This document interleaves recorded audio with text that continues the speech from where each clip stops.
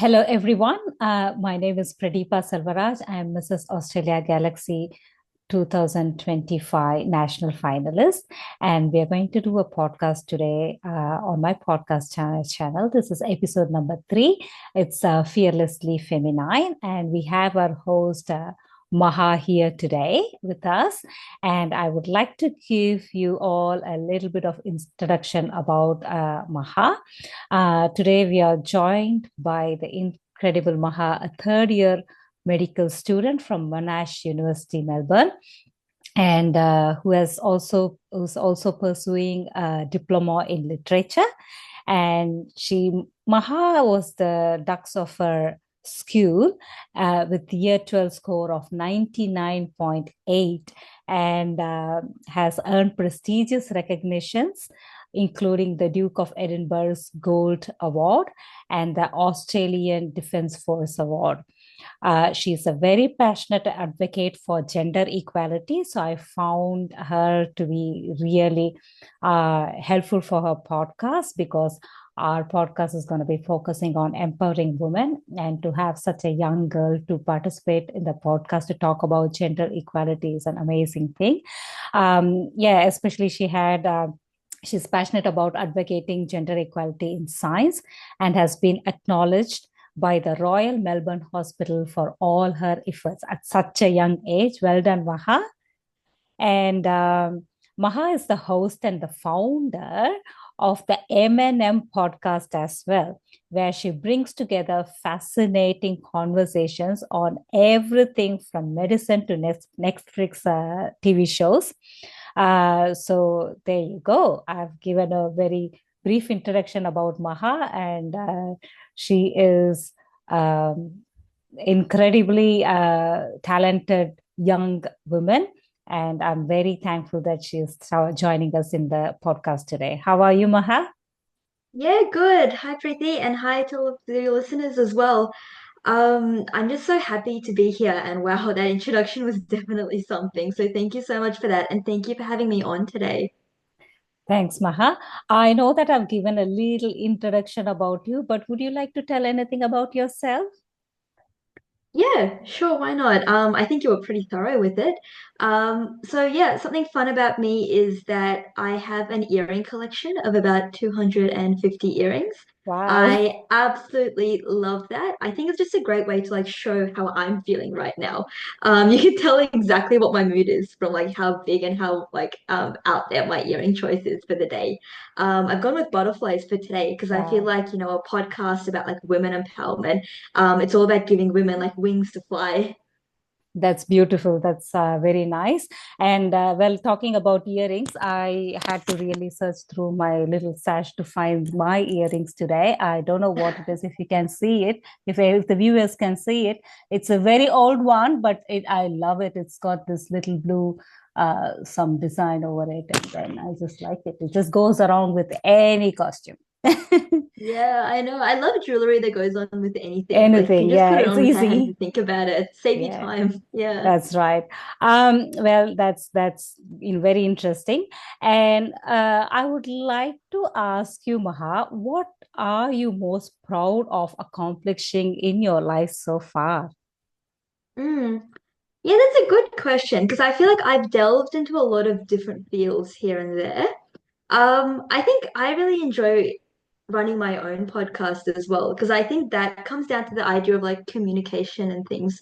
So perhaps the thing I'm most proud of accomplishing so far is like communication and like my ability and my interest in talking to people. Because I think there's so much you can learn from talking to all kinds of different people. I think because I have my foot in literature, I have my foot in medicine. I talk to doctors, nurses, people who study literature. And it's two completely different fields. But what I've noticed between all of that is people communicating and sharing what they know is like my favorite way to learn. And I think that's a good way to spread that knowledge across, the population and to the next generation as well. So yeah, I think I'm very proud of, my ability to talk and to teach, and also to listen to other people when they talk and teach as well.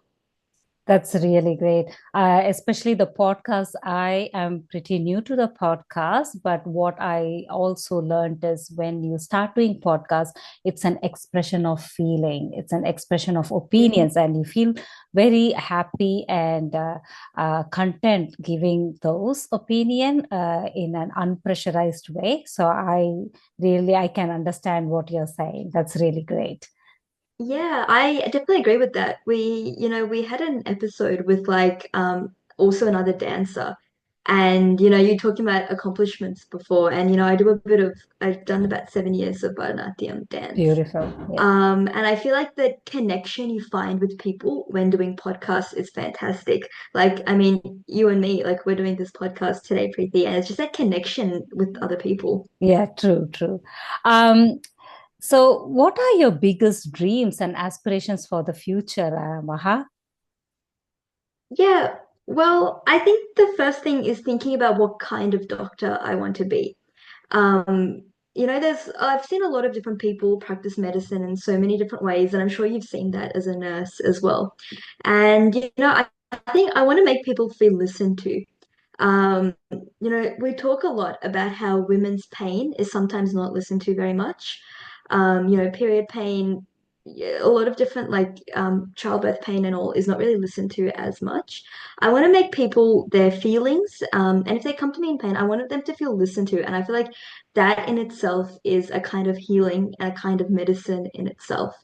And I think that connects really well to what I was talking about before as well, with communication and talking to different people. So I want to talk to my patients in a way that they feel listened to and be that kind of doctor which shows empathy, and is like present in that consultation with the patient.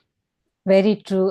Being an active listener to the patients can heal a lot of things because we at sometimes become their point of contact where no one else is there for them, and they would like to open up and tell a lot of things.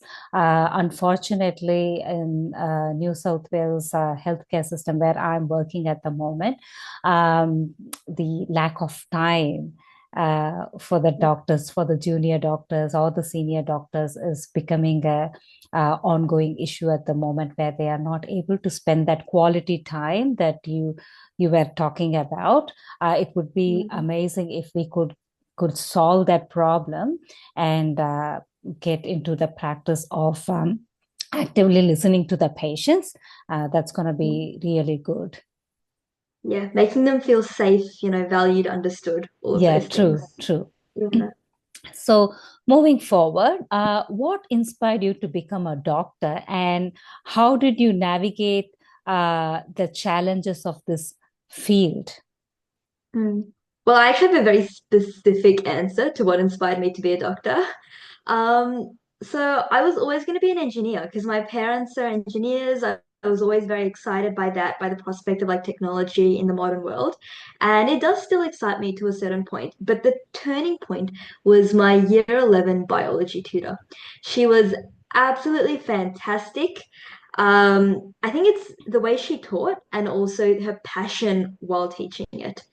And she was talking about the human body. She was talking about all these aspects of processes that happen. And I just fell in love with it. And I was like, you know what? This is exactly what I want to do. I want to have that aspect of people. And I think medicine really does give you that aspect of people. You go and you spend your whole day looking at different people. Um, and you're helping people on the worst day of their lives or on some of the most vulnerable moments. So that idea really appealed to me of medicine.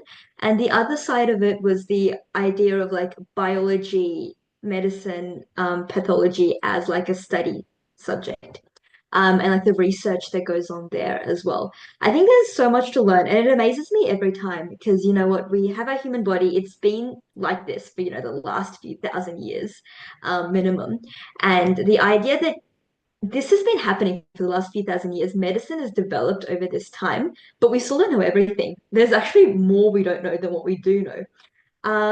And they say that even if you spend your whole life studying medicine, you won't even like scratch the surface of it.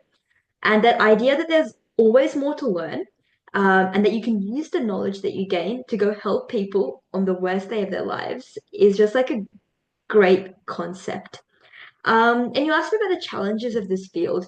And I think what I said as the benefit just then is exactly the challenges. The fact that there is so much to learn, and that you interact with so many people during your day is what is hard about it. But I think, navigating it is all about reflecting. It's about reflecting on what went on yesterday. How was my learning? How was my interaction? And how can I become a better doctor today than I was yesterday? And the goal is, if we keep doing this day after day, we make our patients feel, safe, valued, and understood, like we were talking about before. Yeah, so it's that whole like I was inspired by one lady, and I think I want to carry that on to help a lot of people in the future. That's really good. Yeah, there's always a turning point in everyone's life. And I'm very surprised that your turning point came in year 11 when we are already prepared with becoming and trying to become an engineer. And Yeah, I have followed you through your high school years as well, where all your projects were mm, more of technology related. And yeah, then when your mom said, "Oh yeah, Maha's gonna become a doctor," I was like very surprised. But as you said, the turning point can come at any point of life, and I've had similar experiences as well. When I would just pass. That's all. I wouldn't even bother to get anything more than my pass marks. That's enough. And I'm moving on to my next year. yeah, And then the turning point happened in year 9 when I had a beautiful max tutor, and probably your mom and myself, we both went to the same tutor. And then, yeah, that's when the turning point happened, when he taught it in a way where the middle benches and the back benches could understand. and, yeah. and that's when it hit me and was like, wow, okay, I'm not dumb. I just need to put a little bit more hard work than the other kids. And there you go, I can get the same marks. So that's really good to know that there's been a role model for you, which has actually turned out to be working very well for you at the moment, isn't it? Yeah, I think teachers are fantastic. Like there are some teachers that genuinely change so many people's lives. That's right. Very true. Very true. Um, then, can you share a personal experience that made you realize the importance of gender equality in medicine? Mm. I actually have something from quite recently. So I was on a surgical rotation, and the thing that really struck me is how few female surgeons there are. So for context, there about 60% of medical students are female, right? But only about 11% are like 11% of surgeons are female. So like what happens? It's not the problem isn't women studying medicine. The problem is women getting to certain fields in medicine and especially getting to higher parts of those certain fields.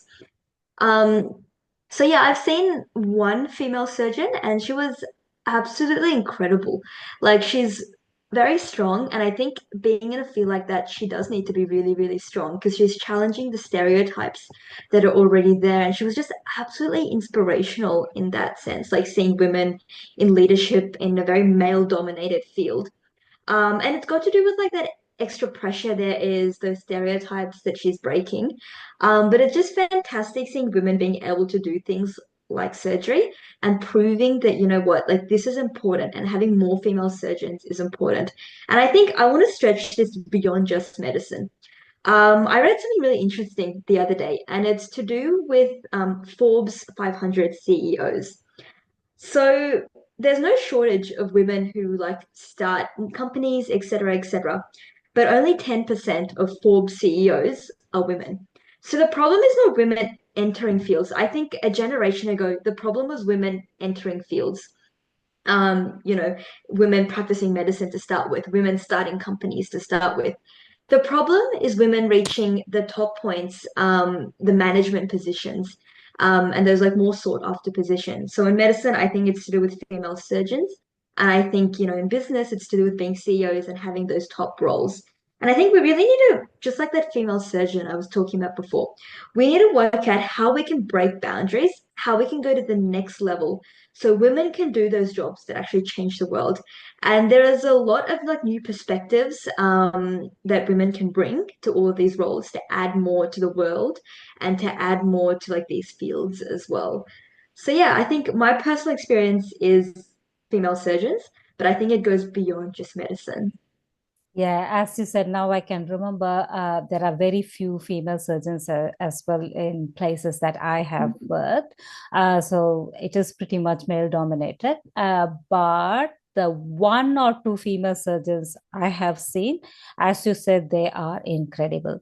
They would pick up patients who the others would have said, no, there's no way. Yeah, Yeah, they would pick up those difficult ones, the complex ones, and they will yeah. do this incredible, unimaginable surgery on them, where I would have a look and say, wow, how did you even manage to do this? So, for example, in colorectal surgeon, Dr. Dennett Wright, Mm, and for cardiothoracic surgeons, Dr. Emily Granger. So, I have seen their surgeries, and mm. it's really unbelievable. It's They're amazing. amazing, aren't they? They are. Yeah. I even has may have made fun of with Dr. Dennett Wright on say, wow, I don't understand how you try and fix all these intestines together and do this bypass. It's like plumbing for you. And she said, yeah, it's pretty much same. Yeah, same. Yeah. Probably a plumber would get paid more than me. That's what she was saying. And then, Yeah. yeah, but yes, see, that's the fact about it. They are very Yeah. good. They're extremely good. Yeah. Yeah. They're inspirational. Yes, yes. Then moving forward, how do you prioritize self-care, Maha, and maintain your physical and mental health in a high-stress profession like medicine? Yeah, well, I think self-care is talked about a lot more nowadays, which is a really good thing because self-care is essential. Like it's not optional. It's, like in a plane, they say put your own oxygen mask on first before you help other people. Yeah. So I think taking care of yourself is the only way you can do all of those things we talked about before, like making time for patients and putting them at the top of your list as well. So I've got a few specific things actually about self-care. I think the first one is the people around you, talking to like your friends, staying connected with people who energize you. We talk about girls bringing up other girls. So having those people who like contribute to your self-care and who bring you energy is really important. For my birthday this year, my friends got me a self-care pack, so I think that just epitomizes like the whole idea of this as well. The second thing is structure. And I think humans are creatures of routine. They say like the best thing to do for kids is to give them a routine. And I think that continues well into adulthood as well. So I think having structure can help you with your physical and mental health as well. Because you kind of have an idea of, this is what I have to do today. This is how I'm going to prioritize things. And that just relieves some of the stress of having a bit more disorganized or chaotic life. And the next thing is like giving yourself permission to like take breaks and take a rest. Because I don't think we value how much we need to into our schedules that I talked about before, put in those breaks and put in those resets. Because you need a break before you can do things. With your phone, you've got to recharge it before you can use it for a few hours. So it's the same idea. It's like recharging ourselves with rests and with people so that we can move forward and do all of those things that's like, helping other people. And the last thing that I will say here is reflection. Things go wrong all the time. Like you'll have a schedule and like nothing will go to plan. You have those days where just like nothing goes to plan. And they happen. And it's about how you deal with that in the moment and then reflecting on it so that, next time something doesn't go to plan, maybe you can cope a bit better as well. So, yeah, start with like the whole scheduling, talking to friends, taking breaks, but just understand that, things can go wrong all the time. And, you've got to reset back after to, prioritize yourself and your self-care. Very well said, Maha. Yes, I am a very big believer of self-care. Mm, I realized it somewhere after my 40s that I'm getting drained out completely and I mm, cannot really pour from an empty jug. I need to refill myself. I need to mm, rejuvenate and then for sure. refurbish. So I had to concentrate on the self-care. So you can't really pour from an empty jug. So we need to fill ourselves and then give back again. So peer support, self-care, Mm. that's all really good points. So thank you very much, Maha, for that. And how do you see the relationship between physical fitness and mental health? And Mm. have you ever practiced activities that promote mind body connection, such as yoga, meditation, dance? Mm. And can you share any personal experience over here? Yeah, let's talk about a few different things here, actually. We'll start with physical fitness. So, like when you do something physically fit, you just feel so fantastic afterwards because of all the hormones and the endorphins running through your body after. So, like whenever I have a dance practice or like dance for a few hours, I just feel fantastic after. And I think that just shows how easy it is to get exercise nowadays. There's stuff like gym memberships, which, some people really lean towards. But for me, I find that it's a bit easier to just put on my running shoes and go for a run. Or, take off those running shoes and do some dance. So I think doing fitness in a way that works best for you is really important because when you feel like doing exercise, that's when you'll be able to do exercise and get the maximum amount of benefits out of it. Fitness isn't just going to the gym for everyone. There's so many different things. And I think doing fitness at the level that you can, I see some older people, for them, going for a walk is a big thing. But when they do go for that, short walk, they feel fantastic afterwards. So focusing on what you can do at your physical activity level and just doing that to feel super good afterwards is really important. The second thing here is to talk about yoga and meditation. So, scientifically, what meditation actually is focusing on the moment that you're in. Now, some people do like really structured meditation things. They use like, those smiling minds or those apps on your phone. And, sit down for 5 minutes, 10 minutes, do a very structured meditation. I feel like in my lifestyle, that doesn't really work for me, like sitting down for 10 minutes. I find that my mind wanders all the time. And like, bringing it back is a little bit hard. But I have my own version of mindfulness, and that is just focusing exactly on what I'm doing in certain situations. For example, like when I'm driving, I like to like, turn on a song and just focus on that. Or it could be even something really simple as like unpacking the dishwasher. If you focus only on unpacking the dishwasher and focus on how you're feeling and your thoughts at that one moment in time, that's mindfulness in itself. When you're going to sleep, you don't need an app. You can just spend a minute reflecting on your day. And reflection is something I do quite a bit. So, spend a minute just thinking about your day and focusing on that one thing. Music is my outlet. I find it's a lot more easier to focus just on the song or dance, to focus just on the dance. So I think my big takeaway after doing yoga, trying it out, after doing meditation, trying it out, after trying out the gym, is to do things that work for me because it's better to do something than to not do anything at all. And I think there's a lot of value to be had from doing those things that you can do every day in your daily life. I can dance, I can run, and that is my level of physical fitness and exercise, and I feel fantastic when I do that. I can listen to music, drive, do the dishwasher, and just focus on that one thing.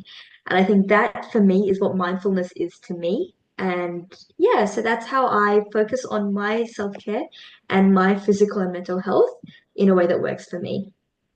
That's very good, Maha. Yes, I think that you have told really lot of valuable points over here, and you explained it very well in medical terms as well as how the physical fitness help with the mental health as well, which I think it's research proven, and we should be actually Yeah.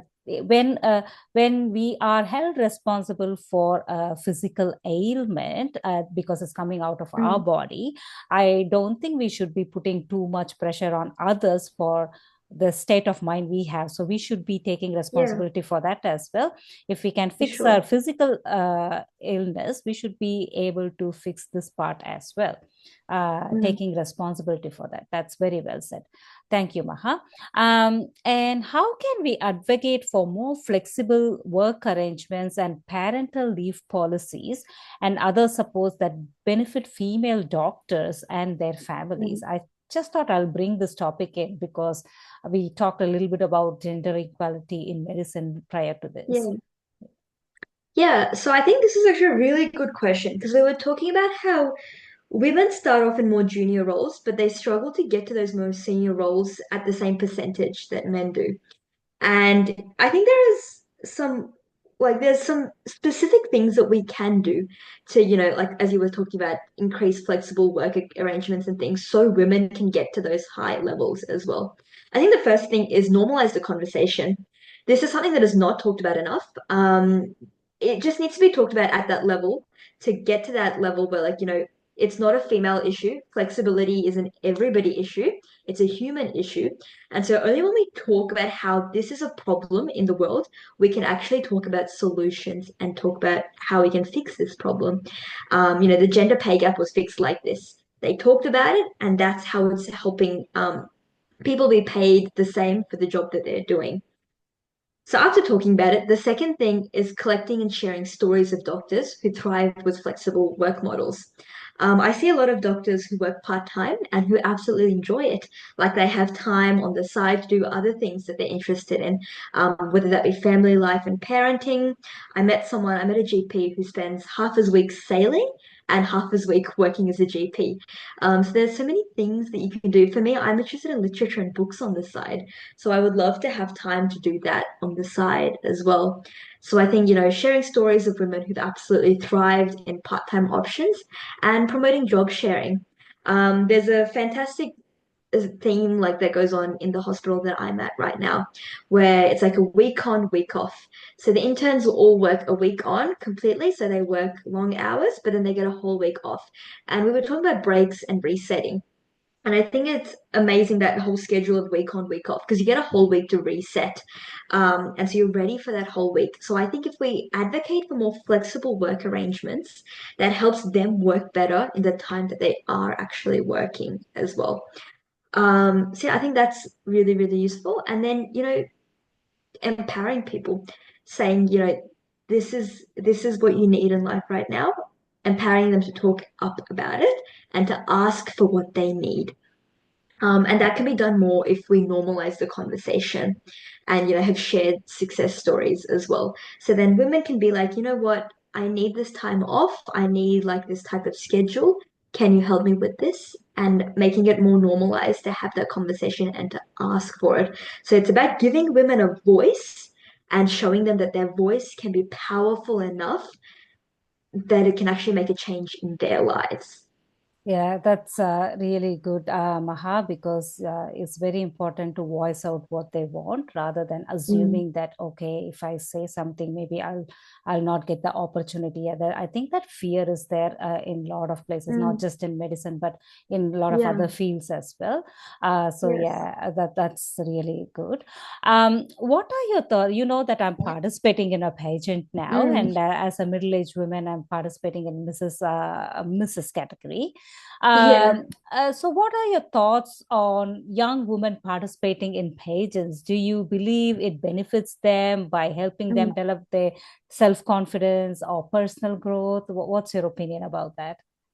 Yeah, I think there's a lot of benefits that come from pageantry. The one that I think of straight away when I think of beauty pageants and female role models and like models in general is like the Victoria's Secret walks. They look fantastic and they do it with like the best singers in the background as well. So I just love every year being like, oh, I wonder what they walk down the aisle this time. And I've noticed in recent years, there's been a lot of things that have been super normalized to walk down in. There was like a sports like section, I think a few years ago. And it's I think pageantry has come really far. It's very modern nowadays. It's about confidence building for women. That idea that, we're beautiful. Everyone's beautiful. And we can dress up, have a bit of fun. But at the end of the day, it's about that confidence that we have. And with social media nowadays, showing more confident women is simply just going to help more young people. The more confident women they see online wearing clothes that they like, walking in it, it's just going to boost their confidence at such a mass level with the way that the internet is nowadays. And it's about, the what I was talking about before, challenging stereotypes and breaking down barriers. Because women are walking down in what they feel confident in, looking confident in their way. And the last thing that I'll add here is like the leadership opportunities and the community engagement that comes from pageantry. I can see like you're running your own podcast because of the beauty pageant, and that's just an example of community engagement, like the volunteer work that they do in beauty pageants. They always ask, like Miss Universe, they always ask a question, and the answers to those questions are always inspirational. People talk about like the inspirational women in their life. They discuss big matters that affect so many people. And, beauty queens are just role models for people in their own communities. Like people like Aishwarya Rai and Priyanka Chopra, they're big role models and they all started off as beauty queens. So I think it's all about that confidence and about that community sense. That's very well said, Maha. Yeah, very true. I always tell to Mm. someone who have got misconceptions about pageants that it's not about runway modeling, we are role modeling. So you Mm. should be able to stand up on that stage, look at the community in their eyes, and talk powerfully. In a way, you're an influencer, and in a way, you're role modeling what the community in a way that would benefit the community. So Mm. it's a big job, big role, a lot of responsibility on the shoulders of a For beauty sure. queen, and they are representing a certain specific population as well. So Mm. it's a very heavy role. I would even sometimes compare it to a politician. Only thing, these girls, they wear a sash of success and a crown of faith to do this. Yeah. Yeah, I think they are doing amazing job. They are definitely. Mm. And yeah, as you said, they're inspirational women, which is amazing. That's right. Maha, thank you so much for joining me today. We are coming to the end of the podcast today. And my platform being Golden Age, which is middle aged women, Golden Strength, and Golden Mind, where I connect the physical fitness and the mental fitness. So you have Mm. given very valuable information in your podcast today, which is going to help with my platform and the viewers and the audience as well. And being a fearless female, you have given a lot of your opinion. So thank you so much, Maha, for joining us. And thank you, viewers. This is Pradeepa and Maha signing off from Fearlessly Feminine. Thank you. Bye.